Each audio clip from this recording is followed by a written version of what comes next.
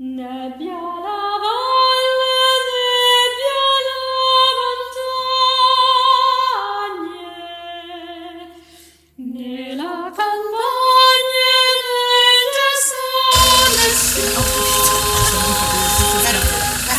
Ho vissuto un po' negli Stati Uniti, ho vissuto in Francia, ho studiato di vino in Borgogna e poi appena ero pronta sono rientrata.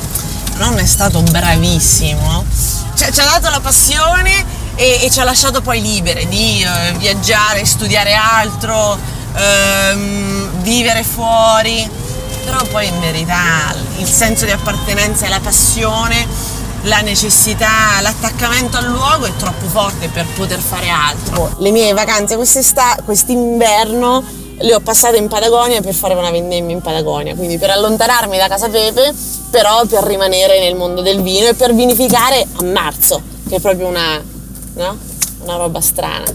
Ho imparato un bel po' perché era un contesto totalmente diverso in cui non c'era un retaggio tradizionale, c'era una pagina bianca, quindi chi ha deciso di fare quel progetto lì scriveva una nuova pagina.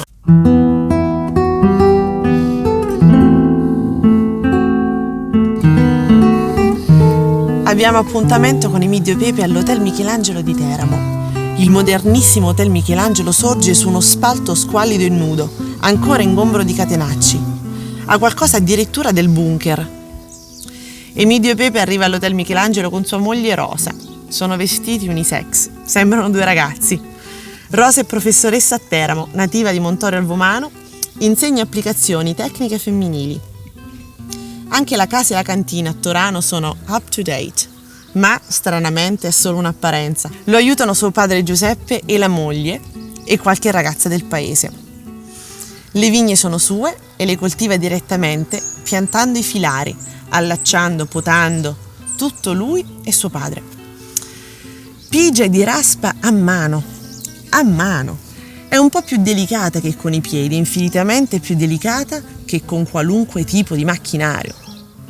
Dopo 2 anni di botte e almeno 2 travasi, imbottiglia, con un sifone a cannello di canna vegetale, e Pepe ripete con entusiasmo: vegetale, sa, vegetale.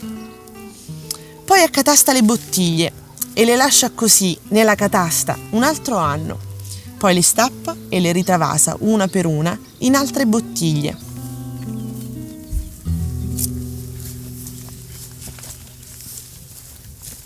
Lo sai qual è la parte più bella di te? Qual è? Che ti puoi permettere di avere gli stessi tempi della natura. Vai piano quando vuoi andare piano, ti fermi se ti vuoi fermare. È vero. È vero.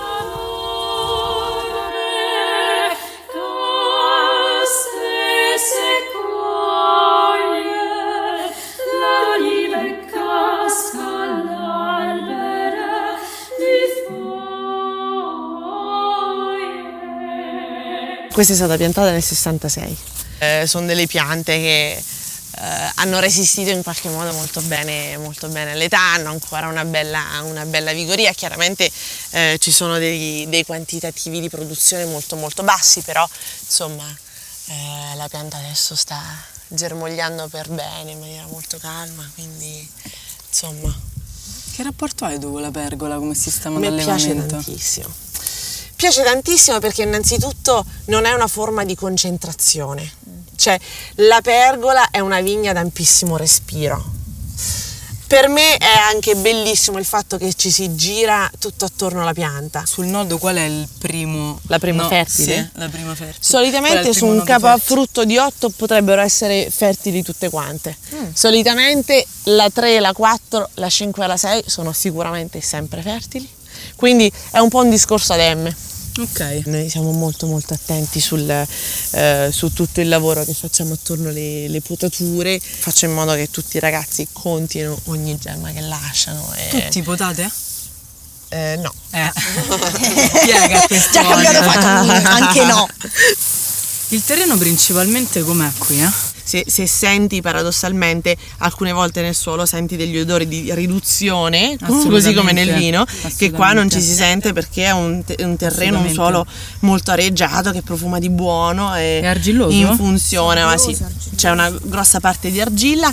In questo vigneto in particolare c'è anche tanta sabbia, quindi un drenaggio completamente differente. Pensate che la roccia madre qui è una marna blu, è la stessa roccia madre della Punta del Gran Sasso, per capirci. Se invece in cantina tutto è rimasto molto solido e i pilastri fondamentali sono rimasti sempre gli stessi, in vigna stiamo sperimentando tantissimo sotto tantissimi punti di vista. Marchiamo con ogni colore, cioè ogni ragazzo della squadra che pota ha un suo colore. Quando tu poti il tuo filare e torni l'anno dopo e ritrovi il tuo filare, la tua potatura, il tuo pensiero. Che colore hai?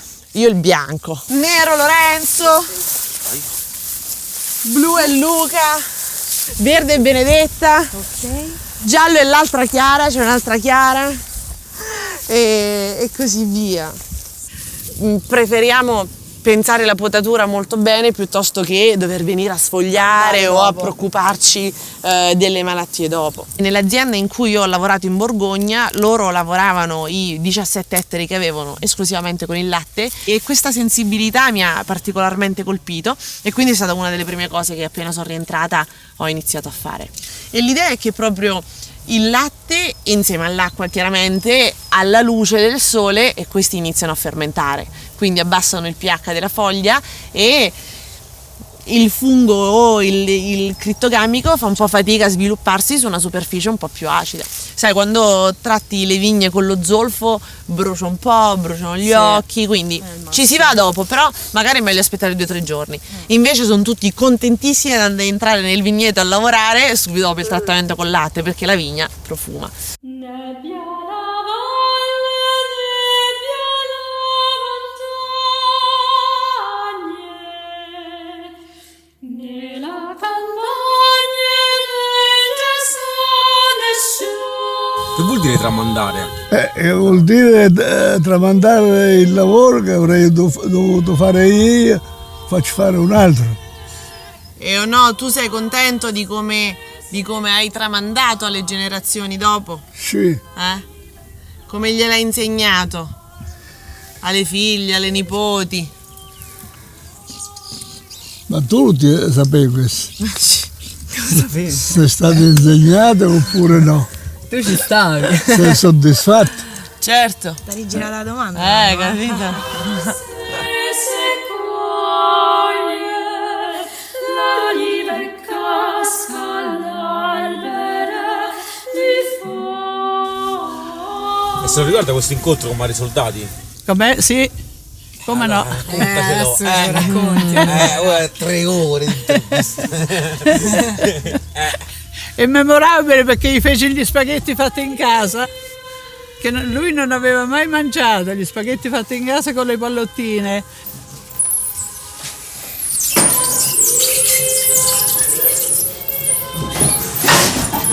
La stessa cosa che facevamo prima.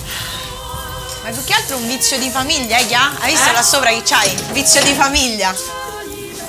È pazzesco.